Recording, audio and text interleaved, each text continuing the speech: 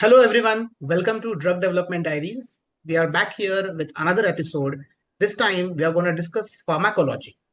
Pharmacology is another important step in the journey of drug development process. And today, we are here with our host, Dr. Naren Chirmule, and we are joined by authors of our chapter on pharmacology, Afsana and Vibha. So, may I ask Naren sir to introduce our guests for today and get this episode going? Thank you, Vihang, and welcome Afsana and Vibha to this episode where we are going to discuss your chapter on pharmacology of drug development. Afsana has a PhD from Philadelphia College, and she has a lot of experience in the bioanalytical side of pharmacology, especially, but also in bioanalytical strategy. She worked in companies like PPD, and now she's been in BMS for almost 4 years. And she's gaining a lot of experience in the aspects of bioanalytical space, which is such an important aspect of drug development, and we'll talk about that during this course. So welcome, Afsana. And Vibha, I have known, oh God, for maybe 25 plus years, maybe more. We've worked together in so many different places, from UPenn to Amgen, and we probably collaborate now extensively. She has an enormous amount of experience. She's a fellow of the American Association of Pharmaceutical Scientists, and a very prestigious position. She's been at companies like BMS and Merck and Amgen, like I said. And currently she's Chief Scientific Officer of EpiVax, which is, and she's going to speak about this, like cutting edge, cutting edge of the cutting edge science in pharmacology. So I'm excited that she's been able to write a lot of that in the chapter. So welcome, Vibha. So let's get started. Maybe we can start with a general question on maybe explaining to the viewers about the chapter and talk about what is the importance of pharmacology in drug development. Pharmacology is very important in the drug development because when we administer a drug in human, that is very important that we understand the safety and efficacy of that therapeutic. And pharmacokinetics is, in a normal word, is that what our body does to the drug, and pharmacodynamics is that what the drug does to our body. So really, it is very important that we understand the correlation, and if we are not administering the drug in a toxic doses, or if it is safe or not. So to answer your question, Naren, why do we even worry about pharmacology? So to be able to understand the interaction of both the exposure and the efficacy, that's needed to understand the right dose and the safety and the efficacy profile for any drug, whether it's large molecule or small molecule. In the case of small molecules, both the PK and PD are more driven by the chemistry because it's small. So what do the enzymes, how do they change the way they are acting, or the metabolism, and also the passive diffusion, because small molecules can go everywhere. Yeah. While for large molecules, it's more complex because it's now governed by biological processes. So now you need to worry about proteins, how they interact with the immune system.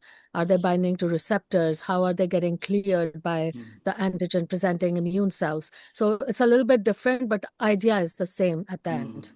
No, thank you. No, this is a good background, and you've covered a lot of this in the chapter. So what are the current trends of pharmacology, and where is the field of pharmacology going in 2025 and beyond? So maybe I'll say a little bit about how we do current use of pharmacology parameters, and then talk about trends. So mainly the idea of getting the PK or PD early on, and this is done more in the preclinical stages of development of a drug product, is to understand what dose are you going to take forward into first in human, right, in the healthy subjects. So a lot of work is done in the preclinical phase, either with some in vitro assays, which are relevant to the human, or even in animals. So both for small molecules and for biologics, you have to know what dose are you going to take. And PK and the PD, you can get an idea of that by running some cell lines if we don't have a right animal species. So you get like how much drug will interact with a certain receptor and what would be the downstream signals, and can you capture it and then convert it into a parameter that can be used to say, okay, this is good coverage. So, PD markers come in, receptor occupancy, everyone has heard about, and small molecules inhibition of some enzymes. So these lead to a dose which will be used for figuring out the maximum tolerated dose. And we have talked about that at length. Some of our co-authors are very much DMPK and toxicologists who have just worked in that field. So they have done a great job talking about the MTDs, the Mabel dose. And so these are good terms to learn for the new scientists because they need to know these parameters to figure out the FIH with a model, like a mathematical model. So I'll stop here because I think Afsana can talk more about, the bioanalytical aspects related to it, and then we can talk about the trends. Right, right. Yeah, so Afsana, yeah, love to hear from you about the methodologies to measure these analytes. So there are different methodologies to measure the analytes, specifically because our book chapter was on the large molecule therapeutics. So for the pharmacokinetic method, we use either ligand binding assay, and nowadays for more complex biologics such as antibody drug conjugates like ADCs, we do use hybrid methods such as ligand binding assay with LC-MS.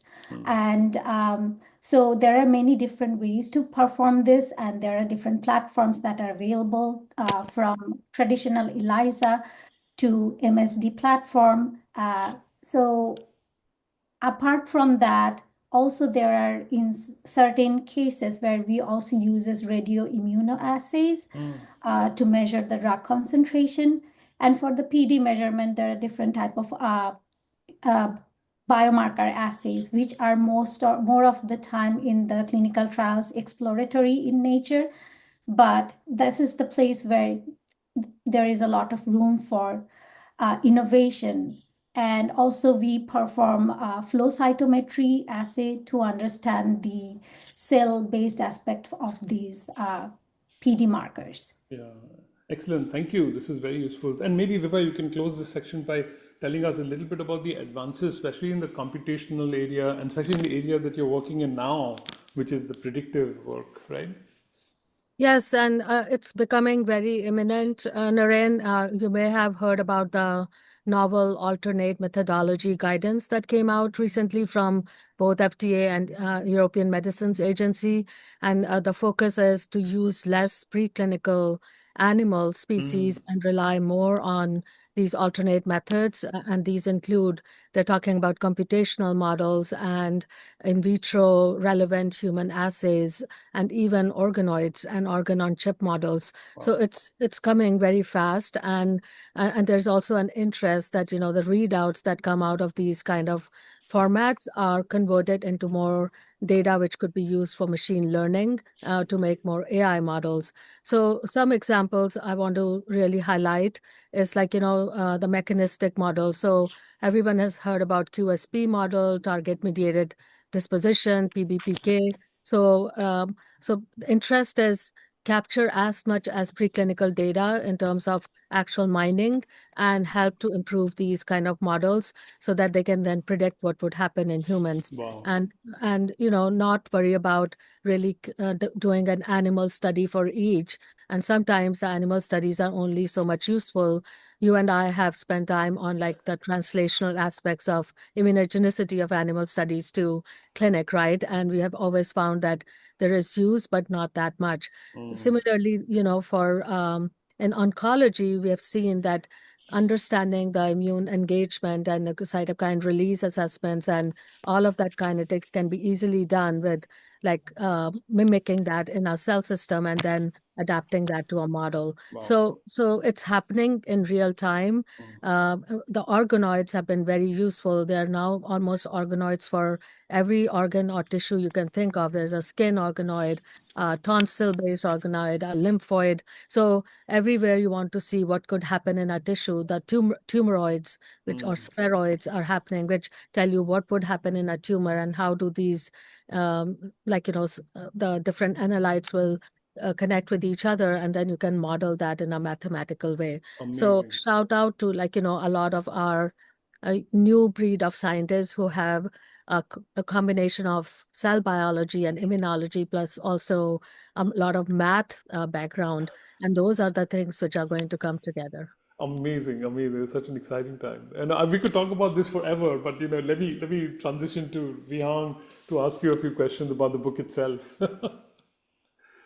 Wow, wow. This is such a wonderful discussion, and it's so exciting to learn that immunology, pharmacology, and computational studies are all, joining hands together to come up with something new and more innovative that will be eventually helpful for the mankind, for the development of our, new drugs and to battle with new emerging diseases. So absolutely wonderful and exciting to learn about these things.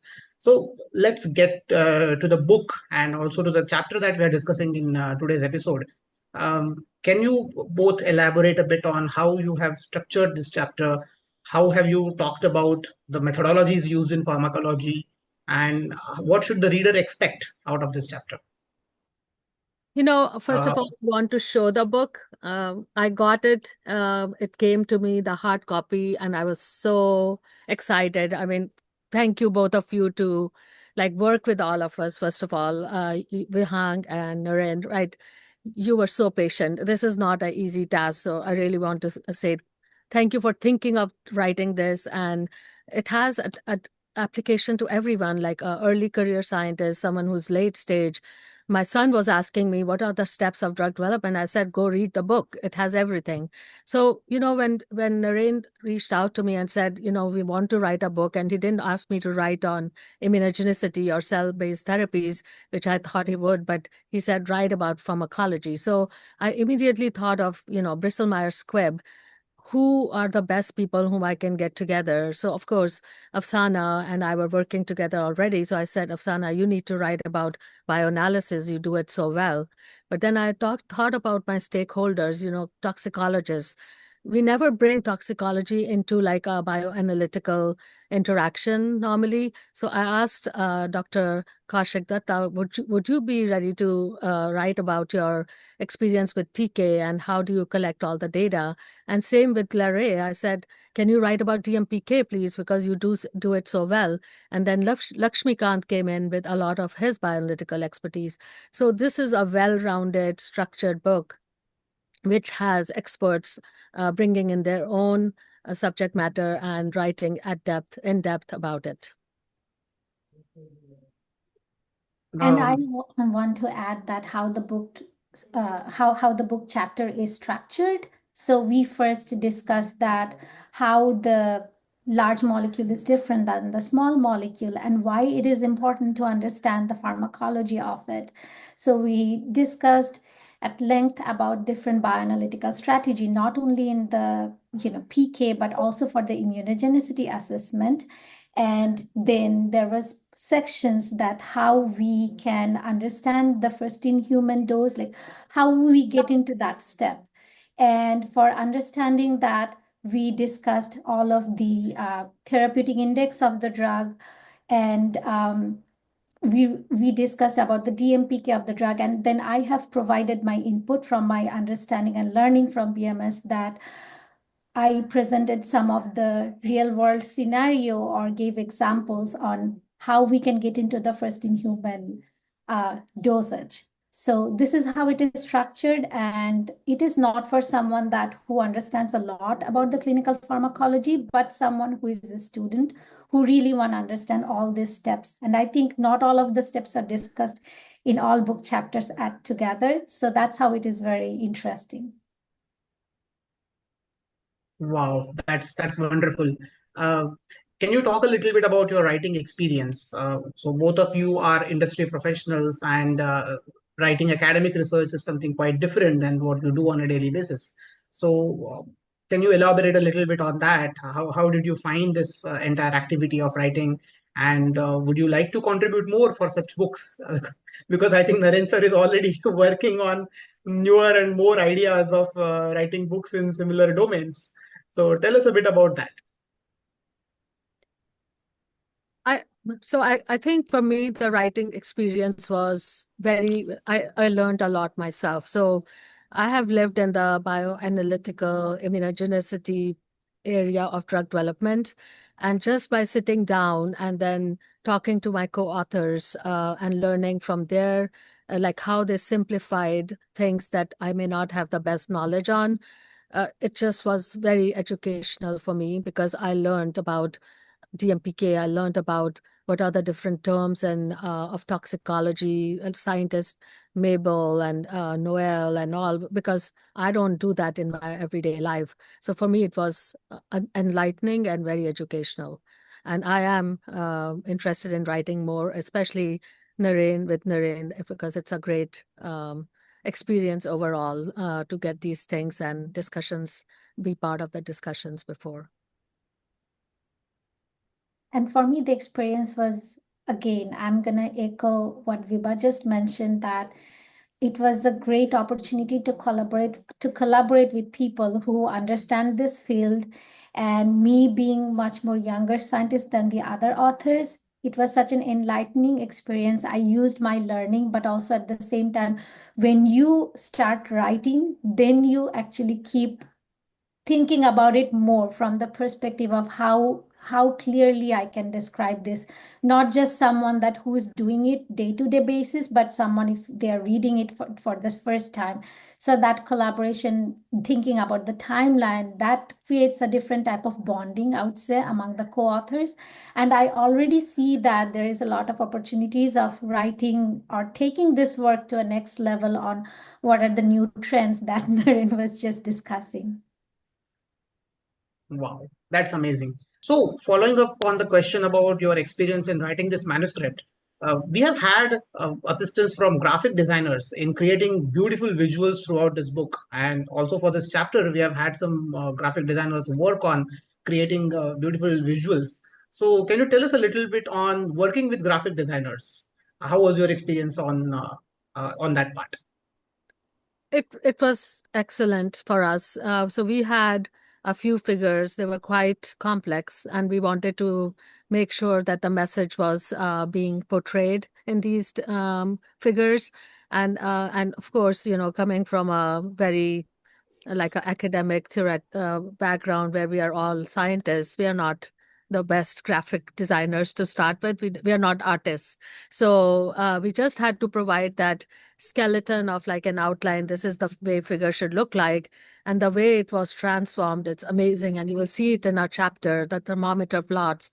And I think Afsana was the one who sent that initial information. So maybe, Afsana, you want to talk about how that looked at the end? Yeah.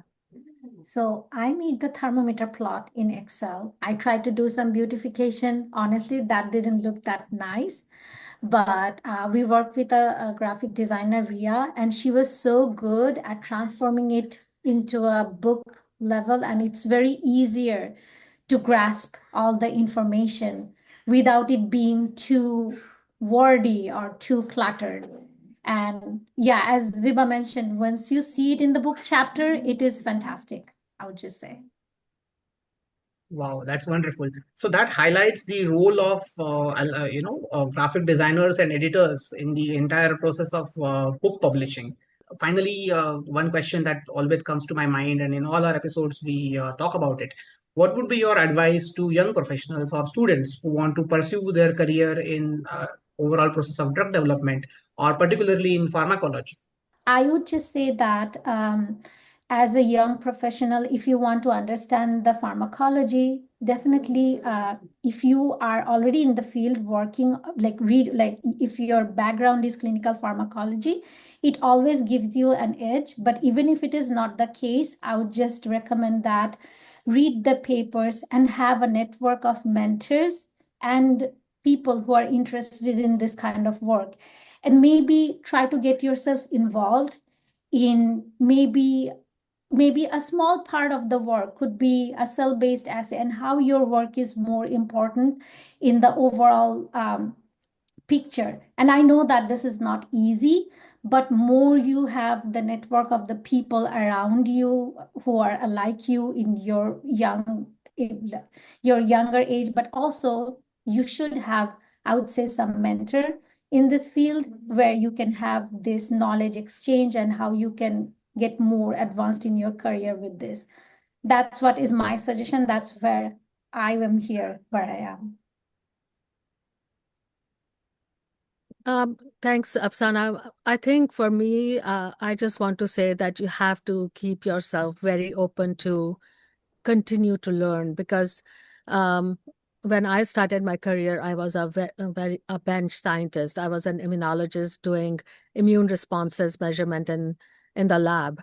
But then as I went into like different areas of drug development, I wanted to connect it, whether it was to models or whether it was to a clinical trial which was being designed, or even regulatory filings and what kind of questions we were getting. So you have to like not say, I want to restrict myself. You can be a subject matter expert, but that does not stop you. Do not silo yourself at all, and work with other folks like your stakeholders. Like I mentioned, if you're in bioanalytical, we were working with everyone who was in the team, but go ask them, like, what are they doing? How does your data connect to them? And by working in these interfaces, you're actually learning the entire drug development by just being part of that whole team. So you can say, I did the whole drug development. You don't have to say, I just ran one ADA assay as my contribution.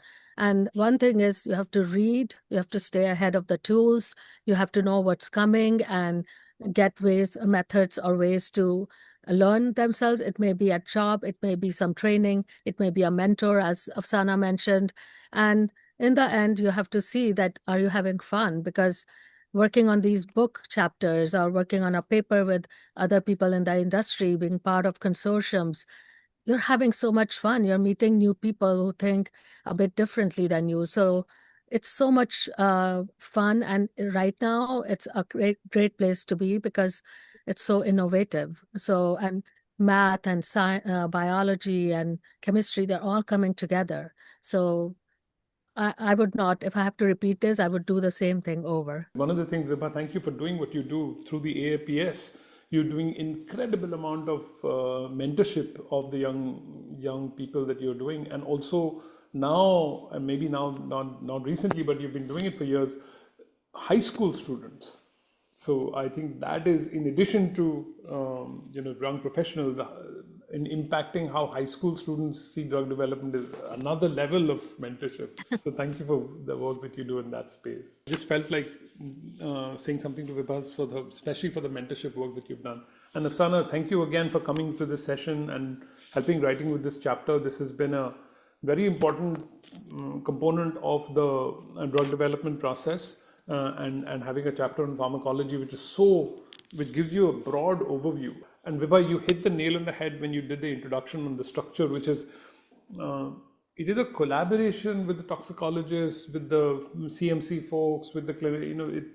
Each chapter cannot be seen independent of each other. So thank you for bringing that component into the chapter.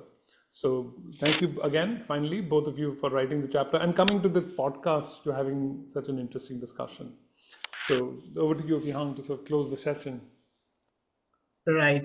Again, thank you all of you for your time for this wonderful podcast, and thanks to all of you, all of the viewers here, for staying tuned and watching this episode. Uh, we are closing now for this particular discussion. We will meet you again in the next episode with another chapter, another topic, and with a new set of guests who have authored another chapter.